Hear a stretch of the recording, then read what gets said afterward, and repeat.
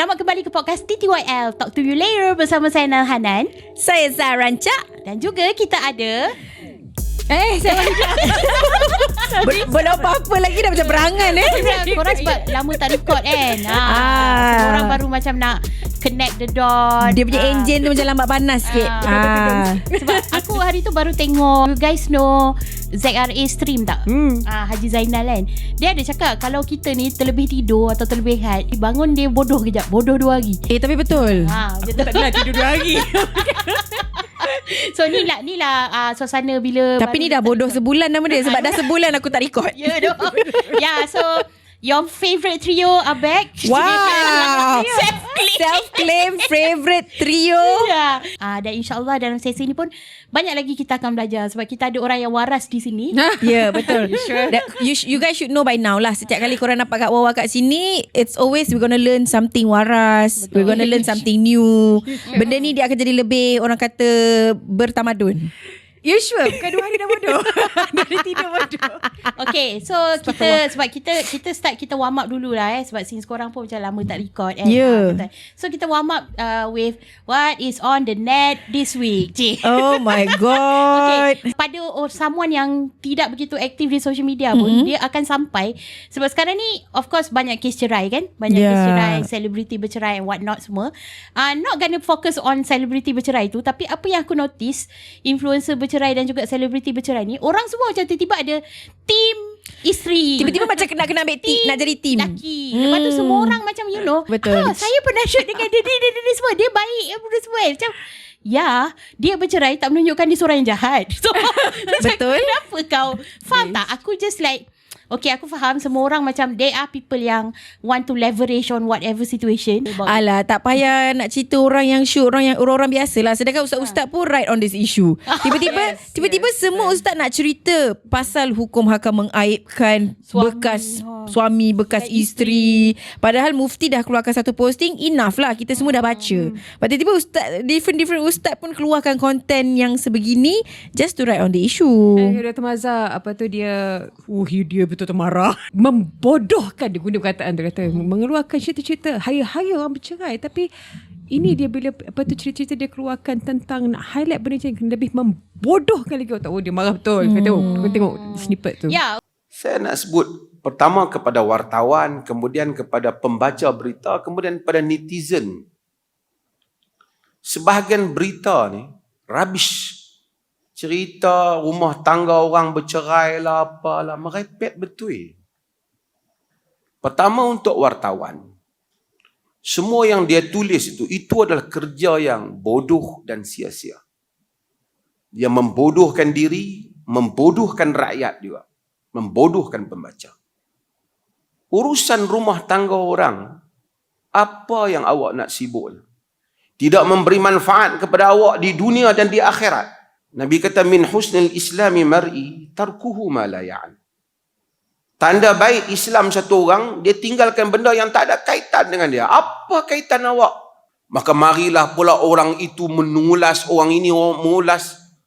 Kemudian petua-petua perkahwinan, ustaz-ustaz pun keluarkan petua-petua pernikahan, perkahwinan, bagaimana nak mendamaikan. Menjadikan masyarakat bodoh dengan berita-berita yang seperti itu. Sebab sebelum ni ada juga kita pernah cakap pasal netizen terlalu terbawa-bawa emosi dengan perceraian selebriti, whatever selebriti ni. Dan juga ada juga satu golongan yang macam, alamak, aku mengidolakan dia ni, tak sangka dia macam ni. Ataupun siapa lagi kita nak jadikan contoh pasangan yang bahagia macam ni pun dah bercerai, those kind of thing akan ada. Macam ceteknya korang punya level of. Okay, kedengaran cetek tapi banyak begini yang banyak. Have you seen the video on TikTok? Ada seorang random, dia hanyalah peminat kepada pasangan selebriti ni.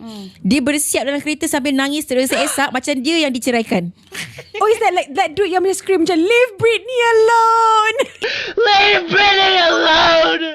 Ini macam wanita yang standard adik-adik pakai tudung bersiap dan kita nangis, mata bengkak-bengkak kerana isu penceraian ni. Like orang tu tak tahu pun kau wujud, dek. What's your life about? Hidup kau kenapa sebenarnya? Okay, lagi satu, macam I don't have problem with, bagi aku sekarang semua orang macam bila nak buat content, sometimes it's just like content dia, suka hati dia lah, dia nak buat apa semua. Tapi Aku tak nafikan juga aku melihat orang yang begitu.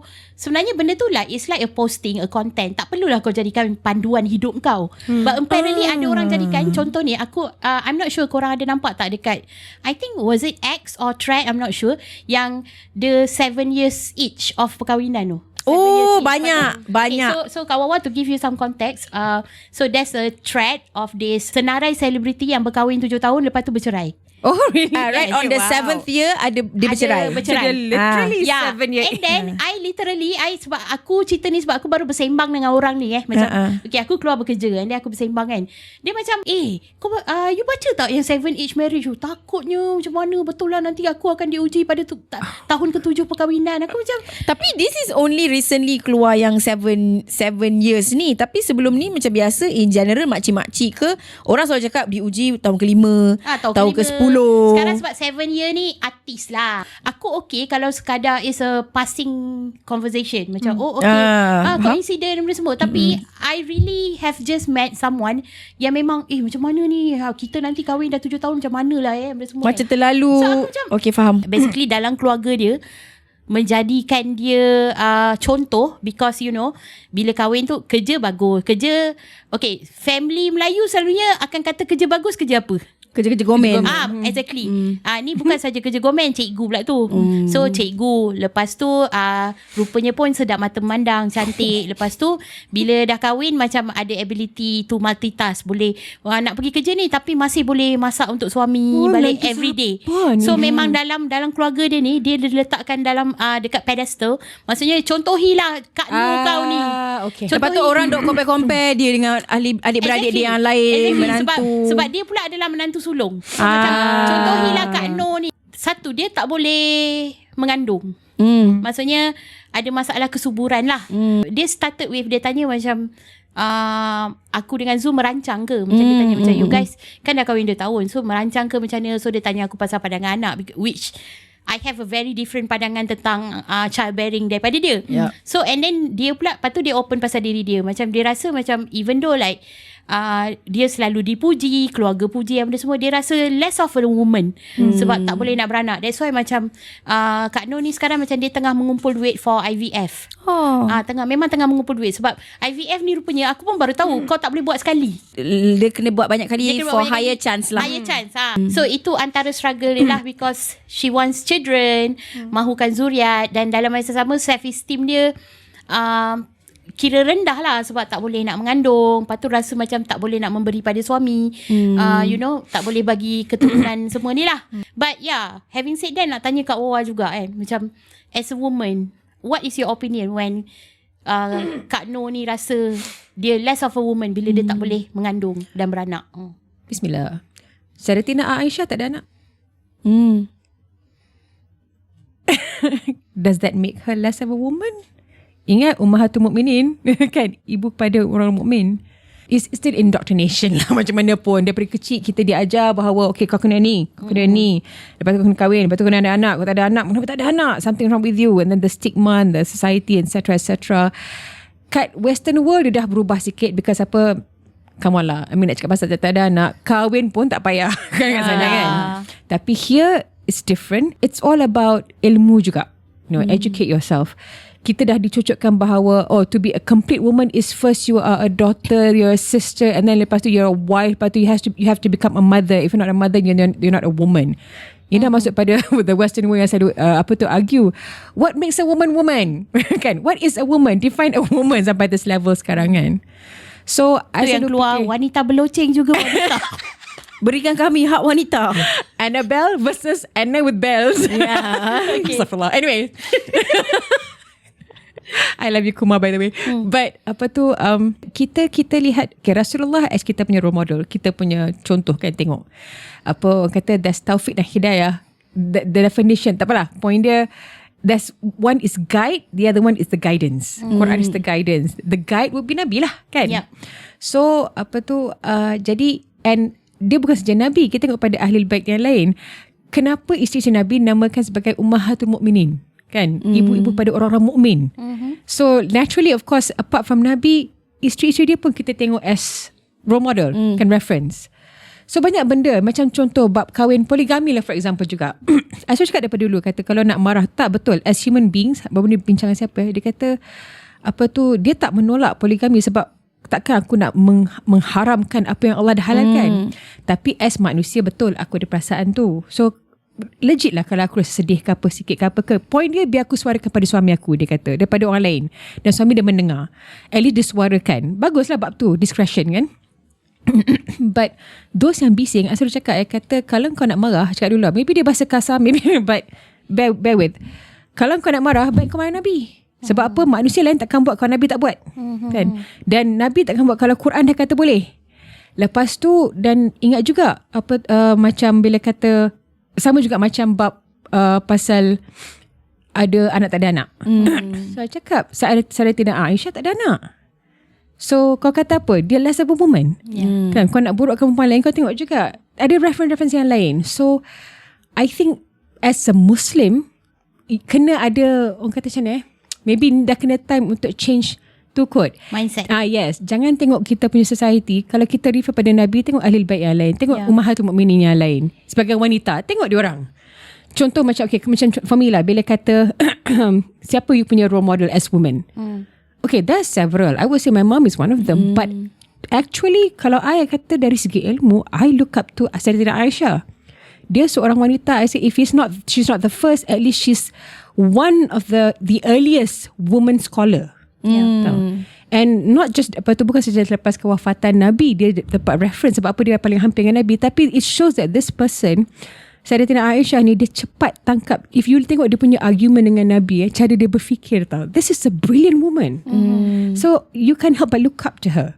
There are many others yang look up pada Sayyidatina Sayyidatina Khadijah. Masing-masing ada dia punya kelebihan yang you look up to, kan? Depending on what you are looking for. So myself dari segi ilmu, I look up to Aisyah. So things like that je. So that, and like I said, it's high time to change. Kalau betul kita kata kita Muslim, kita Islam, kita Quran, Sunnah, Ijma' Qiyas. But Sunnah tu kau ikut siapa? Kan? Kalau ikut Nabi, kau tengok lain jugalah. Kan? Kat mana apa tu kau tengoklah. Nabi, bawah dia siapa lagi. Just refer to that lah. And be very careful kot bila suarakan benda tertentu. Sebab apa? We never know secara tak langsung kita marah siapa. Macam, faham tak? In this case, who are you blaming? Exactly. Ataupun macam ini, not just that. Point dia macam ini.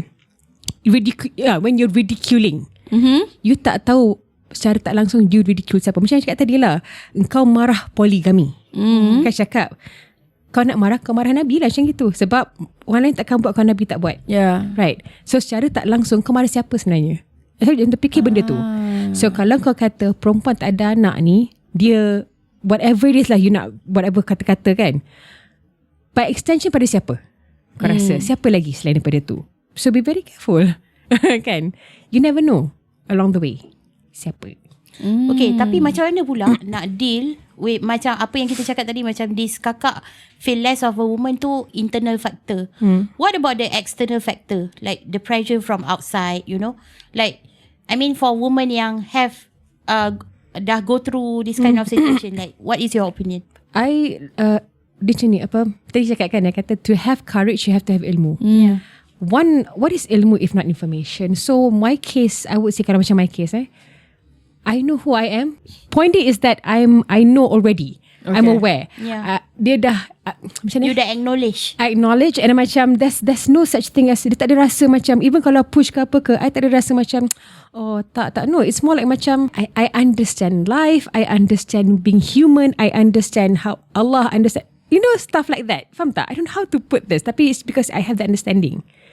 I know the truth, the ilmu is there. So pada I there's no tak ada rasa macam when people approach ke apa, it's nothing. Dia macam paling tidak dia just cakap ada tak ada sudah. You know, it's just you just letak, you understand, you know, this is all kerja Allah juga. Once you know the truth, you don't care about anything else. So it's like I said lah, I mean, that's my truth, that's your truth, that's the truth. Once you know the truth, whatever truth it may be, it's just you don't care kot. Sebab itu macam certain things like being in the limelight, for example, kan, pasal apa orang cakap. Bila kata, apa perasaan bila orang kata macam ini? I don't care. Because why? I know the truth. for whatever, katalah ada certain issue dia bring up. I know the truth. I don't care how you feel about it because I know the truth. You don't know. Ataupun I know me, you don't know. I don't care. Like stuff like that. And macam cakap juga, I kata I don't care what people think of me. I only care what, first you care what God thinks of you. Yeah. But other than that, I care what my husband thinks of me. Kan? So dia cakap, I don't care anybody else. I care about you. Your opinion. Orang lain boleh kata apa, but you okay tak? You tak okay ke? You okay? My husband. Yeah. Yang lain, Your husband okay with it kan? then I'm okay. Yeah. Betul. But again, then hopefully husband tu biarlah someone yang juga memang wise, reasonable. Dia berlandaskan, dia sendiri berlandaskan Quran, Sunnah, Ijma' Qiyas. A true leader lah basically. Yeah, because if you dah faham keadaan tu, if you dah berdamai dengan takdir tu, tapi kalau your husband tak berdamai lagi pun satu hal juga. Yes. So benda time tu, ialah benda macam gitu, dia masing-masing punya perjalanan. Yeah. So masing-masing you guys have to just, macam kalau isu ni husband wife pun, dia bukan isu ni aja, banyak isu lain juga yang you guys kena communicate and you guys kena find solution for one another. Yeah. Apa tu, because yang tahu perjalanan kehidupan perkahwinan the two of you je sepatutnya. So pandai-pandailah korang how to deal with that. So macam my case, I suppose I have my husband and I, kita ada perjalanan kita sendiri, and along the way we learn. Hopefully kita dah wisen up and sampai level where dia macam tunggu mati je kot. Kan? Tengok stuff like that. But this all only can happen bila you ada this certain amount of knowledge. Yes. Betul. When you reach the certain amount of redha dengan takdir, when you have reached a certain level of understanding. Understanding and maturity. Yes. Ya, macam kenapa semua ni terjadi, kenapa Allah letakkan kita kat sini, kenapa benda ni berlaku kat kita dan sebagainya. Yes. And husband patut juga support. Maybe my case juga, my husband tak kisah, dia support. It's like macam what matters now is the two of us. And bukan kita tak ada, along the way ada je. I myself ada je orang tanya before ni. Even public. Apa tu yang macam orang kau tak kenal aku, tiba-tiba datang, first thing nak tanya is that. So my husband selalu cakap, dia kata kadang-kadang orang ni tak tahu nak tanya apa. Ya, macam dia punya apa icebreaker Dia question. macam bila nak kahwin lah Bila soalan. nak kahwin, Bila nak ada anak. kan. Tapi Ada that's anak the thing lagi. Kak Wah, for some people it's very offensive to us bila nak ada anak, sebab Because this couple kita- has been trying. Yeah, you because know? they really want They really it. want. And they've Sebab been that's why trying. start dengan my conversation with this kakak, it started as dia tanya I, you offended tak orang tanya you bila nak ada anak? Tapi for me kan, macam I cakap no, tak offended langsung. Sebab I know I ada my own plan. Benda macam tu. So memang none taken. Tak apa. Tapi dia, sebab dia try kot simpan duit untuk IVF semua kan. I faham orang yang try. I also had some friends memang betul-betul nak. I faham. Go ahead. Betul. There's nothing wrong there. Betul lah tu, you usaha. Point dia kita usaha. Betul. Because you really want. Tapi because about what other people say, itu tak penting. Yeah. Kan? Betul. But tapi I faham those yang kalau katalah dia usaha because bukan pasal dia nak ke apa ke, it's more pasal pressure. Benda tu is more macam apa tu, because kita dah diajar that kau kena ada anak, tak ada anak something wrong with you. Benda-benda tu dia ajar benda tu. So benda tu yang hopefully as masyarakat kena sikit-sikit didik semua ni, especially pemikiran-pemikiran yang lama ni kan, kena ajar sikit bagi faham. Ilmu tu penting. So macam my case, betul apa kita because lepas kahwin I dah besarkan anak, apa tu, anak akhir kan. So sampailah I think about 10 plus years tau untuk besarkan, sampai dia orang boleh keluar sendiri, lepas tu bekerja and everything semua tu. And then baru time tu kita baru nak, okay lah, baru nak try, but point dia to us, it was like baru nak start hidup. Kan, our life, because before that it was memang For the kids. bab anak ni, bab anak ni pun apa cakap dengan my cousin dulu bila dia belum kahwin, tapi dia kata I nak anak sangat lah, I nak baby, I nak kahwin. Pak cakap dengan dia, why? Because it's so cute. Kalau setakat cute, baik tak payah. Tak, sebab bila dia cute, bila dia tak nangis. Bila dia nangis, bila dia dah start pakai banyak duit, dia dah tak cute. Bukan je Spiderman. Dah mula nak minta baju Spiderman, dah tak apa nak cute. Saya cakap dengan dia, kata macam ni lah kakak. Bila kakak juga, kata kakak, you know, anak ni amanah tau. And people, you should understand bila kata amanah tu apa. Macam kita wife and husband. Amanah ni, cakap, this is like, to me, Allah bagi kau something yang aku create dengan penuh kasih sayang. Aku dengan apa yang patut aku berikan pada dia, aku bagi kau untuk jaga dia untuk aku. So kau kena jaga properly lah, sebab ini amanah daripada Allah. Maknanya ni Allah punya. Kita pada cakap kita semua milik Allah, but how many yang betul-betul sedar benda tu? Kan? Saya cakap, jadi bila ada anak, you tahu tak the responsibility. Dia bukan setakat soal pasal kasih makan, kasih duit, apa kasih makan, pakai, tempat tinggal ke apa, tu memang wajib. Itu memang wajib. bab ilmu nak bentukkan. Do you know how scary that is? Yes, it is. Saya cakap, my pengalaman bila nak besarkan anak-anak akil, you have to ajar diorang daripada umur macam, diorang macam as if they're 7 years old tau. Formative years. Yes. You nak ajar dia mengaji, you nak ajar tu bukan, tu bab dari segi tertiary education. But what about akhlak? What about adab dengan orang? What about dengan cara menyuarakan diri? What about benda kesedihan ke kemarahan yang they went through? Dealing with people. Those things. It's no longer about your feelings tau. It's about their feelings. You have to be mindful of them. And then dia punya fear, are they able to voice it out to you? Ataupun diorang simpan. Because apa, we've seen cases bila simpan, something else happen, tak dapat suara mak bapak, and then what? Ada isu-isu tertentu, social issues ke apa, then what? Benda-benda tu, it's a struggle, it's a challenge, cabaran sepanjang perkahwinan dengan anak-anak. So I cakap, those things I faced for 10 years tau. Daripada kahwin terus start. Orang tanya, kahwin honeymoon mana? Tak honeymoon, Tak sempat malam honeymoon pun. jaga anak demam. Kan? And the struggle to have my husband to understand. Because apa, baru kahwin, macam apa, kenapa time dengan anak? I cakap, sorry, because to me, priority change. Yeah. My priority terus change, and terus anak je nampak. Husband, anak. Dia tak fikir diri kau dah. So, are you willing to let go of that yet? And then, bila ada anak, macam mana? Cakap, it's a big responsibility. So, cakap, jadi bila you kata nak anak setakat pasal cute, Get the cat. then you're not ready. Cakap, you're not ready. Yeah. But bila time comes, believe me, bila memang untuk kau, ada sebab Allah bagi benda tertentu.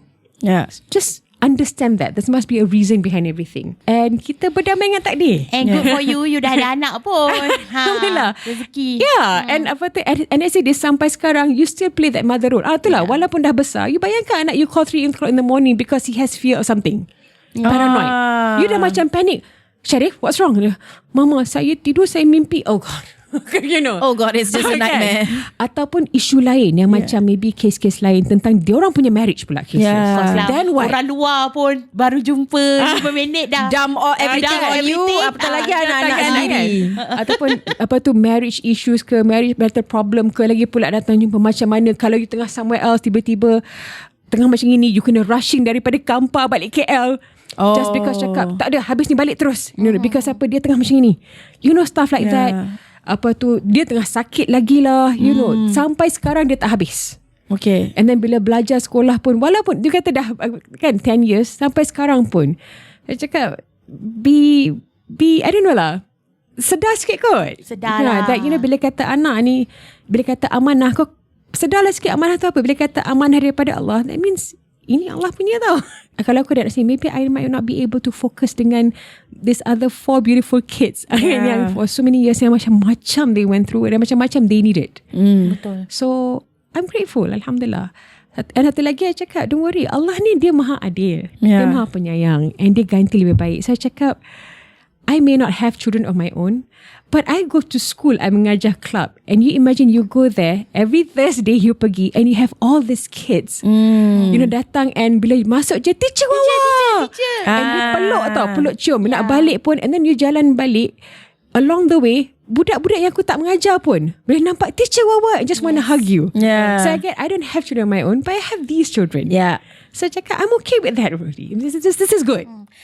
But also you only get the good part of the kids. Exactly. From you kan? Yes. Minus all the trouble, the whatever. You get the good part je. Okay, disclaimer lah. Kita tidak menafikan orang yang your feelings are valid. You nak berusaha dapat anak, you simpan duit. Yes, very macam by all means, please do whatever Do it yang for you. sebab usaha kan. Last year I went to umrah kan. Ada seorang makcik ni sibuk nak cari buah zuriat sebab orang kirim. Tak boleh ni. Buah zuriat. Betul. Asal tanya dia, berkesan ke ni cik? I dapat dia sama juga. Kasih Wahidah makan ni, kasih Wahidah makan. Tak minta tau. Dia offer my husband. Macam-macam. I've never seen buah zuriat macam mana, but apparently like ada wujud. Ada. Aku pernah dengar benda ni. ada orang dah berkesan ke dapat? Tak pastilah. Sebab apa-apa pun yang menjadikan benda tu kun is Allah kan. Exactly. God yang macam jadikan. Sebab buah zuriat tu perantaraan je kan. But by all means, like you do you. Kalau you think like itu saya buat. Okay, tapi on another extreme untuk mendapatkan anak, dia akan go Pelbagai cara. Pelbagai cara. Antaranya Bomoh. minta dekat bomoh. Ini dah banyak cerita jumpa bomoh, jumpa Kenapa ustaz, jumpa ni untuk minta anak. That's why kalau sebenarnya kan kau Minta air. minta air. Standard lah. Tapi sebenarnya if you study cerita hantu kat Malaysia ni banyak. Kalau perjanjian dengan saka whatever ni semua, dia start dengan nak minta anak. Oh ya. Nak minta anak, nak berjanji macam bini tak boleh mengandung atau semua. But later on anak tu akan dituntut balik. Ada something lah. Dia want to you. And dalam cult pun banyak macam ni. Dalam cult, okay lah, cult ni kalau cerita dia akan membuka satu lagi Pandora box yang panjang. This is so Rosemary's Baby. But apparently like yang macam it stems from cerita-cerita ni mesti dia stems from something lah. Something yang maybe terjadi dalam masyarakat ke whatever lah. So itu one thing is bomoh. So kita tak nak hurai bomoh sebab nanti dia akan buka panjang cerita. Ni bukan segmen angka Bukan. So salah segmen bukan. Lagi satu ni, maybe yang modern, yang kaya sikit adalah surrogacy. Dia bukan IVF, dia surrogacy. Ibu tumpang. Ibu tumpang. Oh, yes. Sebab before aku kahwin, I was thinking of this. Macam aku memang dulu I never wanted to get married, never wanted to have children and stuff like that. Tapi bila dah kahwin, kita ada consider ibu tumpang. Okay. Like because why would I let myself go through all the pregnancy and Pain. stuff like that, pain, tiredness or whatever, because sebelum masa tu kita muda, so kita tak tahulah, you know, pregnancy tu adalah keindahan dia sendiri dan sebagainya, whatever. And risiko juga. Risiko untuk aku jadi macam sekarang. Bentuk tu berubah. This is so Kim Kardashian. You're perfect the way you are. Yeah, tapi I tried asking around, tapi macam tak boleh, haram dan sebagainya. But why? For me, like Why? It should be an option for me lah. Okay, apa kata since kita cakap pun macam kita tak ada credibility, mari kita saksikan VT. Apa kata ustaz? Memang telah pun ulama-ulama mengeluarkan fatwa. Seluruh ulama ijtihad dan ijma' ulama sepakat menyatakan pengharaman melakukan surrogasi ini ataupun ibu tumpang ini. Kalau kita tengok contoh fatwa Majma' Al-Buhuth Al-Islamiyah memang telah mengeluarkan fatwa pengharaman penyewaan rahim ini. Surrogasi ni maknanya kita sewakan rahim seseorang yang bukan isteri kita dan untuk kita mendapatkan anak atas nama kita lah, tapi sebenarnya menumpang rahim orang lain. Jadi ini perkara yang memang telah difatwakan, sepakat ulama dalam fikih, ulama fikih kontemporari pun menyatakan bahawa sepakat mengenai pengharamannya. Begitu juga kalau kita lihat di dalam fatwa yang dikeluarkan dalam negara Malaysia dalam Perundingan Hukum Syarak Negeri Pahang pada 2008 untuk kali yang kedua.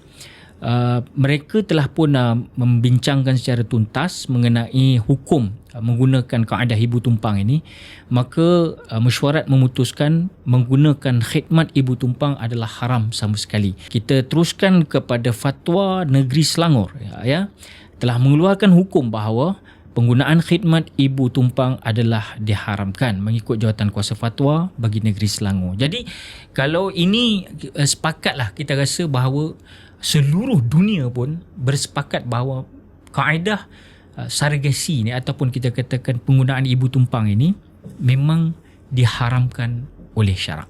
Yes, betul. Okay, faham. Tapi to think of it logically lah, because I always find loopholes in things. Okay, just to betul-betul faham. Okay, woman after my own heart. Okay, sebab surrogacy ni kita buat secara klinikal. Kita memasukkan maybe tube Benih. or syringe tu secara klinikal. Tak ada penzinaan berlaku. Kenapa tak boleh? Suami aku tak berzina pun dengan perempuan tu. Okay. Tapi Bodily liquid inside that woman punya liquid. No. tapi yelah, tapi liquid tu pergi kat perempuan tu, not to me. See, that's the thing. Kita cakap kalau I surrogate dia, kalau you surrogate, I geli lah. No, but then that's why I'm not offering myself. I hire somebody. Sekating kau je. Okay, pasal yang ni aku tak sure. Jadi kita tanya ustaz lah. Senang kan? Bab hukum kita serahkan ustaz lah. Ya, kan? betul. Dalam Islam, dia ada maqasid syariah. Maqasid syariah ni ada keutamaan kepada 5 perkara dalam as a Muslim. Kita kena jaga 5 keutamaan ini. Pertama, menjaga agama. Itu number 1 yang pertama. Yang kedua, menjaga nyawa. Yang ketiga, menjaga akal. Yang keempat, menjaga keturunan. Dan yang kelima, menjaga harta. So kita ambil yang tangga keempat tu, iaitu menjaga keturunan, nasab. Di sinilah berlaku majlis fatwa memutuskan pengharaman tersebut. Kerana apa? Kerana you just imagine apabila kita telah pun meletakkan suatu sperma itu, sperma suami yang sah, tapi diletakkan, ditumpang kepada rahim seseorang yang bukan ada kaitan, yakni bukan mahram kita, bukan isteri kita, ibu tumpang yang didakwa bahawa kesuburannya terbukti, sedangkan tak berlaku zina. Tetapi kita kena faham, di sini akan berlaku kecelaruan nasab. Di sinilah ulama memutuskan pengharaman tersebut. Sebab pertama, sudah barang tentu membawa kepada kecelaruan identiti, keturunan dan nasab. Sebab dia boleh juga menimbulkan pergaduhan, permusuhan jika nanti masing-masing mendakwa itu anak dia. Sebab memang asalnya sperma itu dari suami, okey? Bila diletakkan dalam pada bukan isteri kita, ibu tumpang ini ditumpang dalam 8 atau 9 bulan dalam perut dia. Jadi dia makan kat situ, baby ni dia makan kat situ, dia membesar dalam tu, dalam kehidupan dalam alam janin. Kita kena faham dia ada alam rahim dipanggil kan. So maknanya bila lahir budak tu nanti, ini anak siapa sebenarnya? Sebab kalau kita ambil point asal, betul, memang sperma si suami, tetapi ditumpahkan ke dalam tempat rahim, dibesarkan, dibajai dalam rahim seseorang yang lain.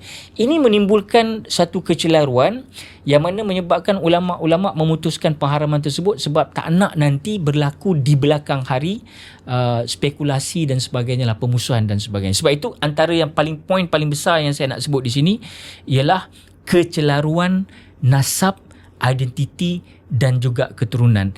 Juga boleh menyebabkan banyaknya penghasilan penyewaan rahim secara bisnes. Ini perlu dielakkan. Sebab ramai orang kaya, hartanya banyak, tetapi dia tidak mampu untuk untuk melahirkan. Mungkin isteri dia tak mampu. So aku banyak duit. Apa dah hal? Aku sewa je rahim kau. Engkau ni subur juga kan. Aku masukkan sperma aku menggunakan kaedah tertentu. Jadi surrogasi tu berlaku di sana. Maka akhirnya berapa juta pun aku sanggup bayar. Tapi lahir bayi itu sebenarnya dalam agama menentang secara keras. Seluruh ulama memfatwakan bahawa ia tetap haram dalam agama kita. Bila bab nasab ni,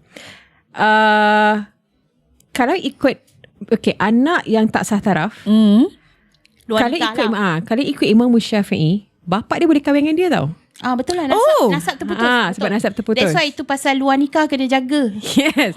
So kalau you kata macam tak kisah, bukan tak berzina pun. Aku tak tahu. Kan you cakap tak berzina pun, dia tukar ni kan. Baik dah soal nasab. So pada Imam Syafi'i, sebab tak ada nasab tu, tak ada perkahwinan, tak ada bab nasab keturunan tu, dia boleh. But yang lain kata tak, of course tak, because apa, alangkah menyusukan pun dah jadi biological. Ini kan pula bila you know your own kan. Kita ibu tumpang, lepas tu kita susukan budak tu. Dia macam complicatednya benda ni. Saya mahu membaca sebuah jurnal akademik daripada Muhammad Afiq Muhammad Fauzi, University of Malaya of Medical Center. Tajuk jurnal ni Kepelbagaian Perspektif Dilema dalam sebuah kes ibu tumpang, isu dan cabaran. Isu-isu berkaitan penyewaan rahim. Maksudnya menyewakan rahim lah. Sebab konsep dia, you pay this person untuk mengandung dan beranakkan anak kau. So basically you're renting this person's body. Reproductive organ. You sewa. Penyewaan rahim wanita mula menjadi isu selepas kelahiran baby M pada tahun 1985 di Amerika Syarikat. Mary Beth Whitehead yang juga merupakan ibu biologi dan ibu tumpang kepada Melissa Stern, iaitu baby M, telah menuntut hak penjagaan bayi ini. First, yalah, sebab kau bayangkan 9 bulan dia duduk dalam badan kau.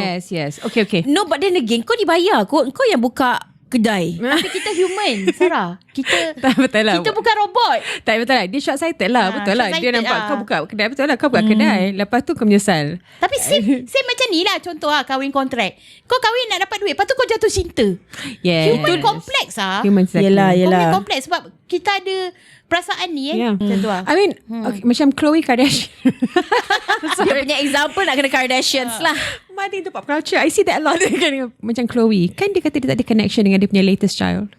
Khloe Kardashian. Kan through surrogacy. Yeah. Because dia dengar cakap Kim. Because Kim buat lepas tu surrogacy juga. Yeah.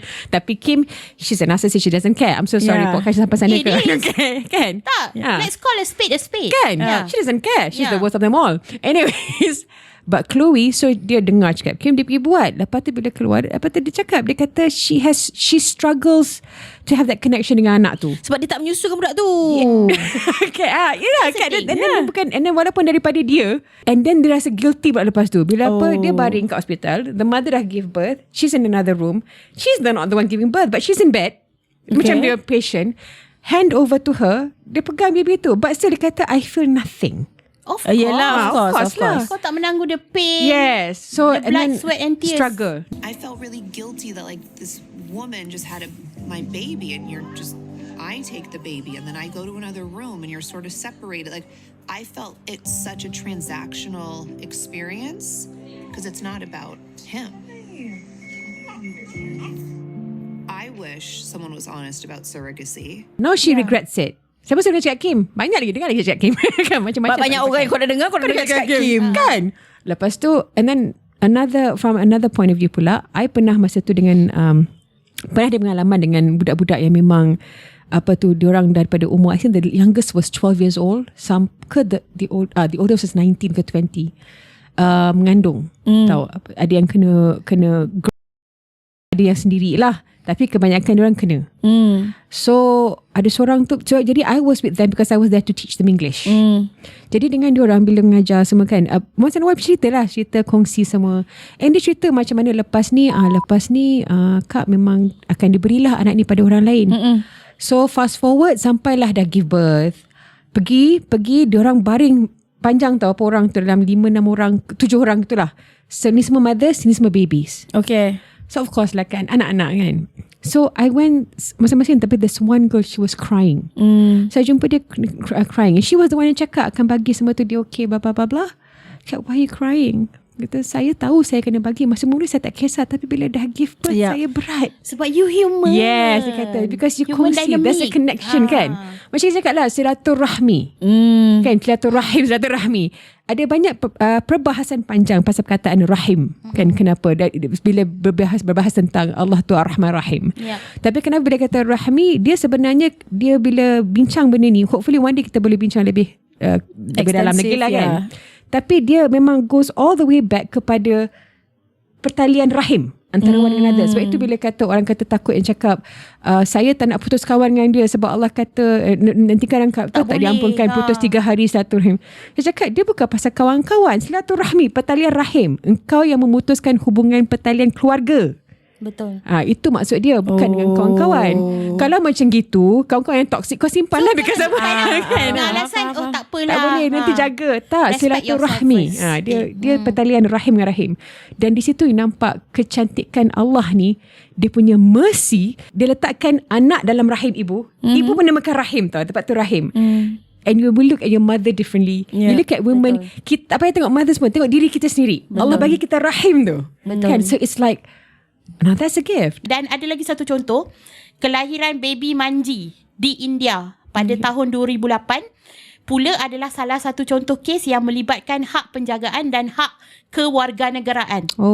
Pasangan warga negara Jepun iaitu Ikufumi dan Yuki Yamada. Kau pula tak ada orang lain nak pergi India juga, nak menumpang. So Ikufumi dan Yuki Yamada telah pergi ke India dan mengupah wanita warga negara tersebut, iaitu Pretty Ben ni India, untuk menjadi ibu tumpang.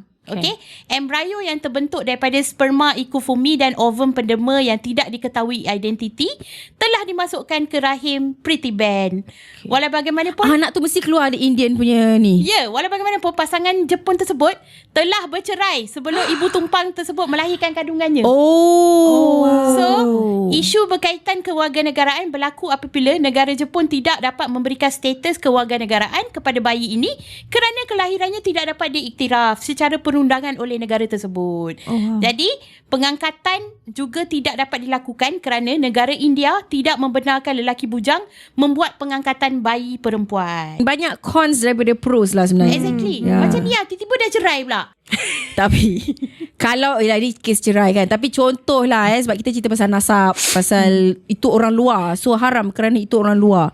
Tapi macam mana kalau orang tu dia ada 2 bini, dia tumpang dekat bini nombor 2 untuk bini nombor 1 punya anak. Tapi benih bini nombor 1. Bini nombor 1 lah, dia ada 2 isteri. Suami ada 2 isteri. Bini kedua jadi ibu tumpang untuk bini pertama. Bini pertama, okay. Sebab bini pertama tak boleh nak melahirkan ke apa ke.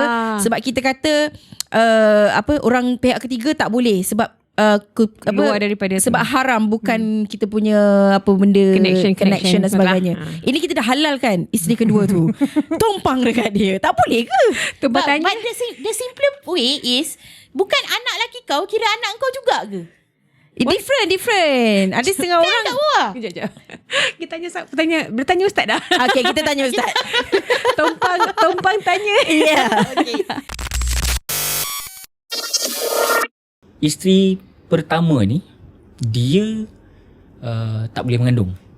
Contoh, maka dia menggunakan kaedah tumpang kepada isteri yang kedua. Isteri sah juga. Maknanya poligami lah kan. Maknanya isteri yang sah juga. Selagi mana kita menggunakan rahim orang lain, cerita rahim orang lain ni, bukan rahim isteri yang pertama tadi, maka tetap tak boleh kepada diletakkan pada nasab keturunan yang pertama tadi. Dia tetap untuk yang kedua. Ataupun kita katakan bahawa ini still ibu tumpang.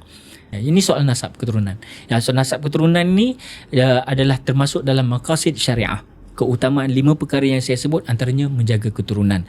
Islam amat menjaga keturunan. Sebab itu kalau dah lama bersepah dah kita ni anak-anak luar nikah, anak-anak zina kan, tapi Islam mementingkan nasab dan keturunan. Itu kerana itulah ada hukum haram di sana. Dan ingat, Islam datang mendatangkan hukum bukan nak menyusahkan kita. Mungkin orang kata pusat. Tak. Islam datang mengawal kita. Dia mengawal supaya in future tak jadi perbalahan, tak jadi persakitan, semuanya smooth, semuanya going on the good way. Sebab itulah Islam ini dikatakan selamat. Makcik pening. Okey, baiklah. Maknanya memang tak boleh lah. Tak boleh lah. Tak ada selok-belok yang membenarkan lah senang cerita. Okey, kalau katalah kadang-kadang kita ni terlalu sayangkan suami, kemudian ada perkara yang tidak membenarkan berlaku. Contoh si suami mati.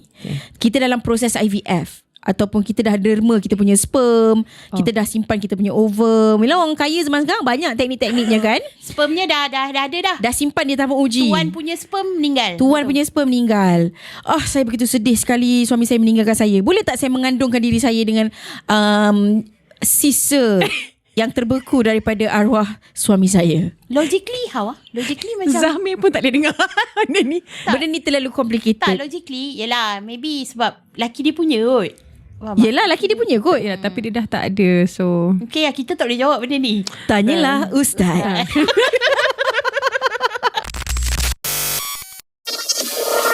Suami dah mati, tapi sempat simpan sperma dalam tabung bank sperma.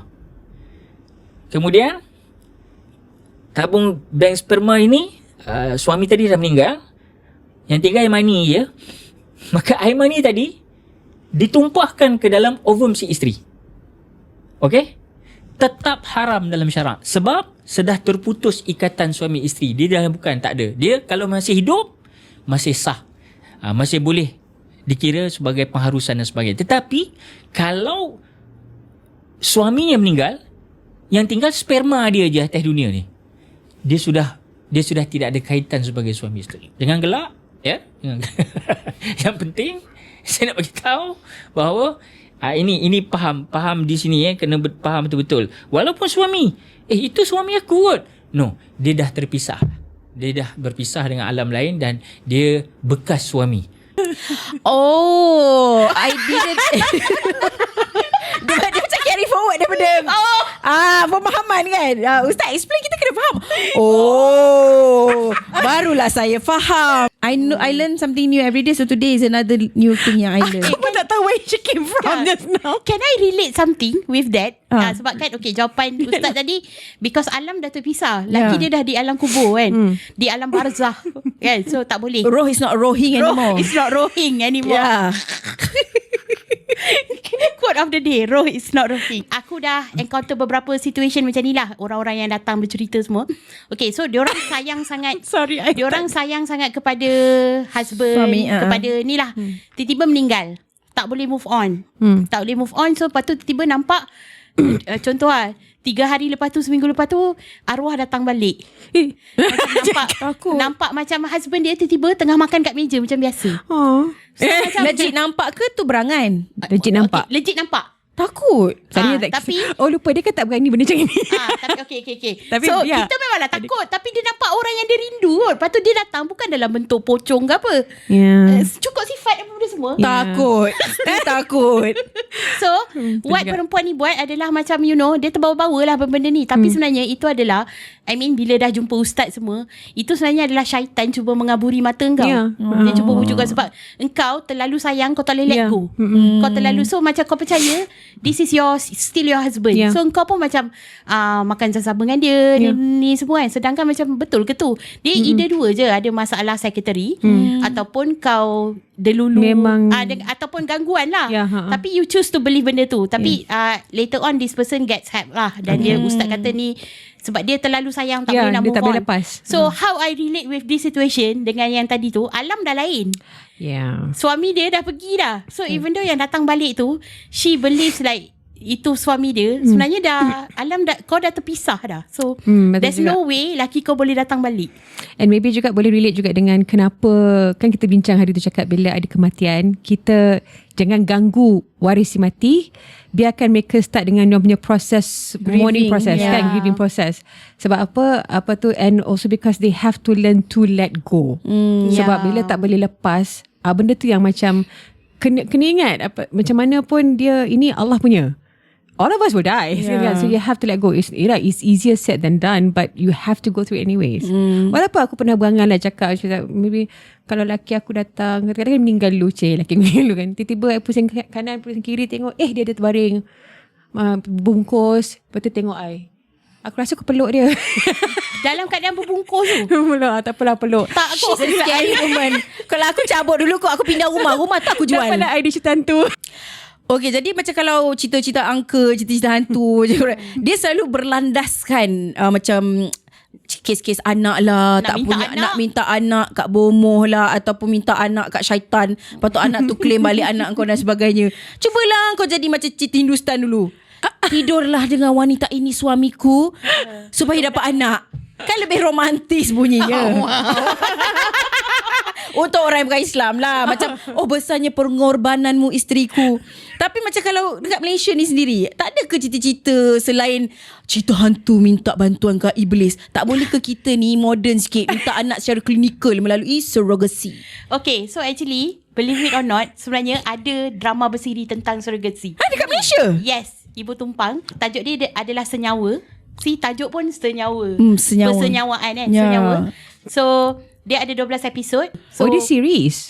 It's a series. Wow. It's a series. So ada 12 episod. Now that you mention it, memang Malaysia dah start ada cerita macam ni. Kami akan dapatkan anak guna khidmat Ibu Tumpang. So you guys boleh download IG kalau korang nak check it out. This is something new. We should watch. Yeah. Okay. Tak ada drama-drama air mata, tak ada yang macam pergilah kepada isteri kedua suamiku, pengorbanan okay, this is something fresh. Sebab ni maybe setting dia orang kaya kan. Faham? So orang kaya pun macam kau cakap orang kaya banyak pakai duit. Bayar je. Beli rahim. Yeah. Thank you so much, both of you, for this fruitful conversation as always. Yes. Untuk korang semua, jangan lupa like, comment, subscribe dan share episod ni. Naikkan lagi YouTube ni, naikkan. Sebab macam mana kita orang shoot bersungguh-sungguh semua, kami juga mengharapkan YouTube kami mendapat tempat di hati anda. So, wow. Okay, tadi kita cerita pasal orang macam minta puja-puja. Tapi aku rasa kali ni je kita minta YouTube kita ni dipuji-puji dan dipuja-puja oleh korang. So korang kena like, subscribe, share segala-galanya. Dipujilah, jangan puja sangat. Dipujilah. Syaitan rajim. kita dalam video ni ada Kak Wawa, ada tanyalah Ustaz. So dia tak nampak lah macam pemujaan sangat. Jangan lupa follow Instagram @Titiwak Podcast, dan juga kalau berminat boleh follow saya Soaimnel. Tak banyak post pun. Follow saya di Instagram @Sakranja. Dan follow saya di Instagram. Bye. Talk to you later. Antara tujuan perkahwinan ini untuk dapat memperbanyakkan umat Nabi Muhammad sallallahu alaihi wasallam. Itu no doubt semua orang faham. Tapi kita kena faham, bukan kita je. Nabi Zakaria pun dalam sejarah hampir 80 tahun lebih tak punya anak. Nabi Allah Zakaria menggunakan kaedah yang disebut let go, let God, let's pray. Maknanya aku berdamai dengan takdir. First of all, kita kena faham tak semua orang Allah izinkan. Kita kena faham atas asbab-asbab tertentu, kesihatan, kesuburan dan sebagainya. Kita kena berdamai dengan takdir ni dulu. Dalam waktu yang sama ada usaha dilakukan. Mereka-mereka yang menggunakan kaedah yang tak betul ini akhirnya akan menimbulkan lagi malapetaka yang lebih banyak. Mengelak supaya kalian jangan jumpa bomoh, jangan jumpa golongan-golongan yang akhirnya menyesatkan akidah dan kefahaman keyakinan kita kepada takdir Allah ini. Sebab usaha minanas, takdir min Allah. Usaha dari kalangan manusia, takdir daripada Allah SWT. Jadi saya lebih menjurus kepada cerita Nabi Allah Zakaria yang dirakamkan di dalam Al-Quran, yang mana disebut bahawa A'udzubillahi minasyaitonirrajim, wa Zakaria idh nada rabbahu rabbi la tadharni fardan wa anta khairul warithin. Itu pada ayat 89 surah Al-Anbiya tak silap saya. Dan ingatlah kisah Zakaria tatkala ia menyeru Tuhannya, ya Tuhanku, janganlah engkau membiarkan aku hidup seseorang diri dan engkaulah waris yang paling baik. Nabi Allah Zakaria macam mana pun dia minta pada Allah jangan biarkan dia seorang diri, tapi dia tetap letak engkaulah waris yang paling baik. Maknanya dia tetap mentauhidkan Allah. Dan ayat ni sehingga ayat 90, dan saya ambil dia punya terjemah saja. Dan ingatlah kisah Zakaria kemudian dijelaskan oleh pada ayat selanjutnya melalui doanya mengata, ya Rabb, janganlah engkau membiarkan aku hidup seorang diri tanpa anak yang kelak akan mewarisiku, dan engkaulah ya waris yang paling baik yang tetap abadi sesudah semua makhluk memusnah. Ini Nabi Allah Zakaria berdialog macam memohon kepada Allah. Maka akhirnya pada ayat 90, maka kami perkenankan doanya. Nampak? Setelah hampir 80 lebih tahun, kemudian Nabi Allah Zakaria berdoa, akhirnya disebut pada ayat 90, fastajabna lahu. Okey, fastajabna lahu disebut di sana, dan kami anugerahkan kepadanya Nabi Yahya. Akhirnya terlahirlah Nabi Allah Yahya, dan kami jadikan isterinya dapat mengandung. Sesungguhnya mereka adalah orang yang selalu bersegera dalam mengerjakan perbuatan-perbuatan yang baik, dan mereka berdoa kepada kami dengan harap dan cemas. Ini roja' and khauf dalam bahasa Arab. Dan mereka adalah orang-orang yang khusyuk pada kami. Bagi mereka yang diuji dengan sebegini, dalam keadaan tak dapat anak dan sebagainya ni, tak apa. Yang paling penting keredaan dulu, yang kedua usaha. Tetapi ada satu benda yang saya nak kongsi pada rakan-rakan semua. Apa dia? Kalau kita berdoa, kita cuba try endorsekan pada ayat 89 dan 90. Pada ayat 90 tadi, iaitu disebut fastajabna lahu. So kalau kalian berdoa, usaha, ini bukan untuk dapatkan anak je. Bahkan apa-apa pun usaha kita yang lain, kita mohon pada Allah, kalian tutup dengan fastajabna lahu. Itu dia punya, itu bukan mantra ni, ini doa daripada Quran. Maknanya ini hadiah dari Rasulullah SAW, dikitabkan dalam Al-Quran.